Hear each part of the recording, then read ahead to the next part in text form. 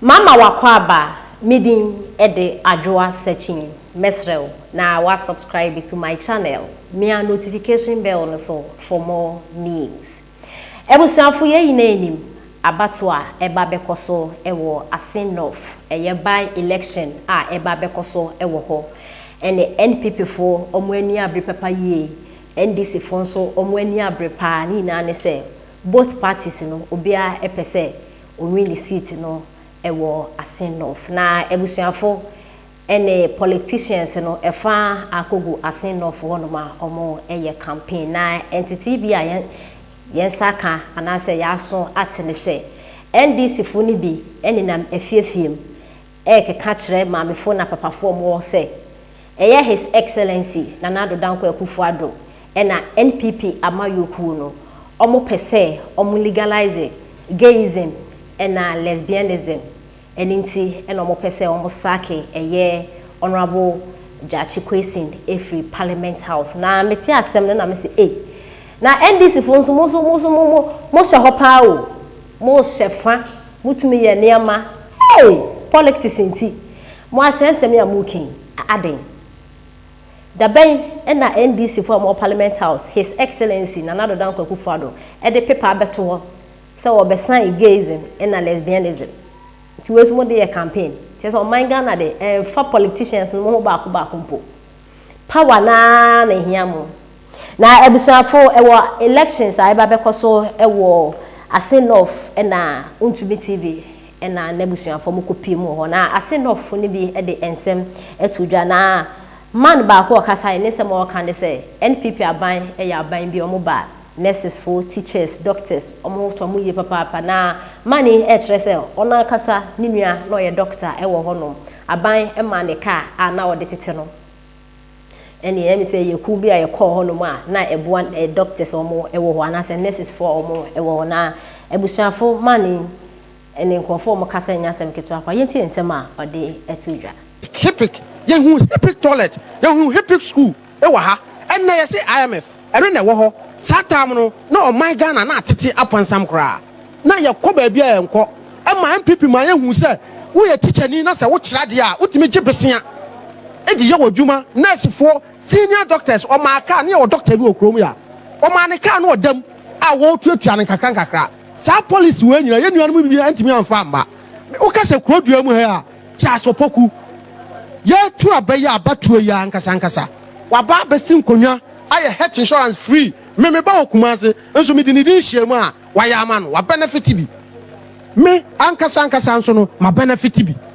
jasopoku aye ade ama ye do de anuanom akọ Pentecost asoro dem a register mo obi kura nim kwan fa so bubu bọre oye o chese o fiesie nanim obi shampoo ene nyoma odi nkofo nyina foma mo certificate na se oba na oba ka kire me se je sekan na kotoma me di t-shirt je 2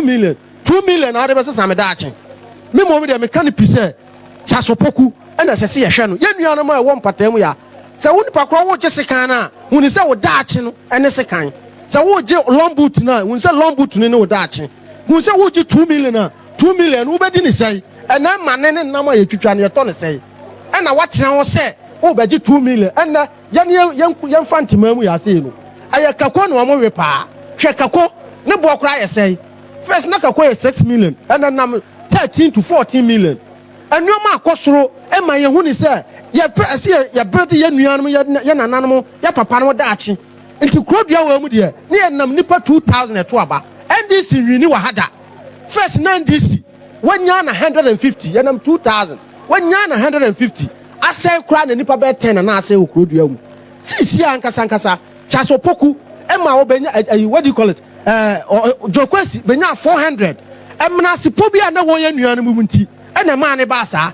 mna sipo no yesiesie ya hwe de obenya wo krodua mu ya onya 150 kura on sreye wenya 150 kura on sreye kwabra no ma me bra emra me ma no mra me kasa bi na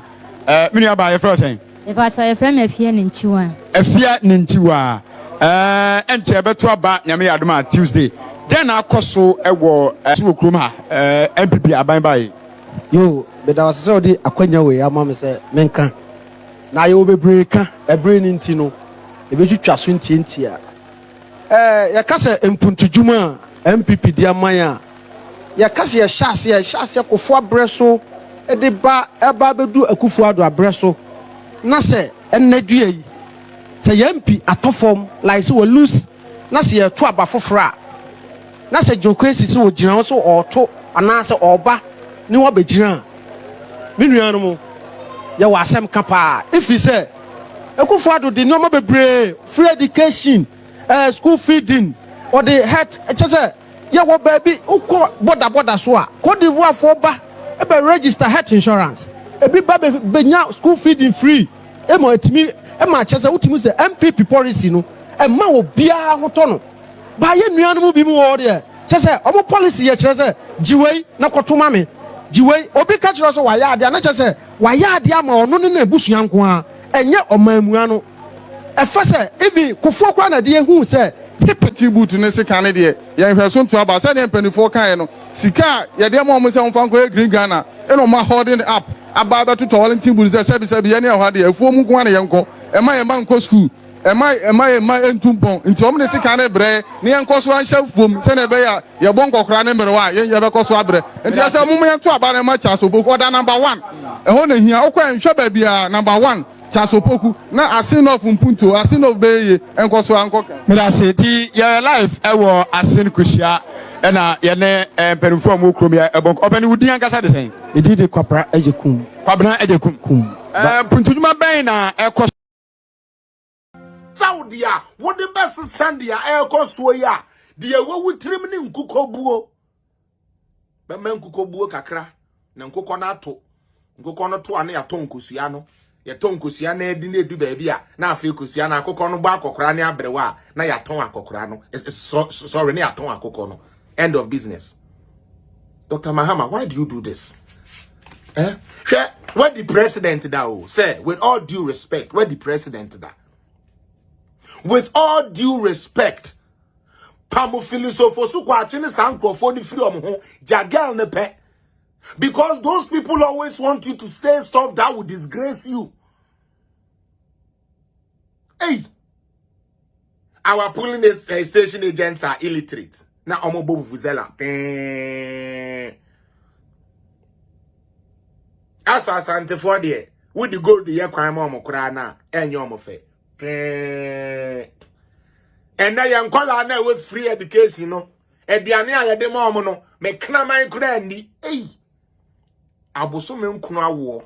emunte sutie emu obre kode na woda na dwuna wunyane na kode ibutubutu yem enne de ye de Ghana sika ehwe oba ni school keke ntin obi sa oba ne ye knaman because ono mahama mba no wo mu ndidi sa enokre na sabe mahama nkraman no kra ne German shepherd moa no wo mu di aduane papa echen free education aduane so nkode ikodi ba yen yade o Chairman Drew ebi adinam Harvard, ebi adinam Brunel College, ebi adinam University of Ghana, yanyare, ye huwa ye fe. Ebi nimu didi 3 times a day. Watu wa papa no wa mame nchen ufie wo didi once, enumre ye hwe banche, ni ye yibi ashe nensa. Kofe tire obra, obeba no, ne ya wo fufu, ne webe dibi. Obi atete wo hwe wa muba, sebe. Bi akoye e ma do se ya ne den na ye o menini na ayira ye hete no agye egu no na wawo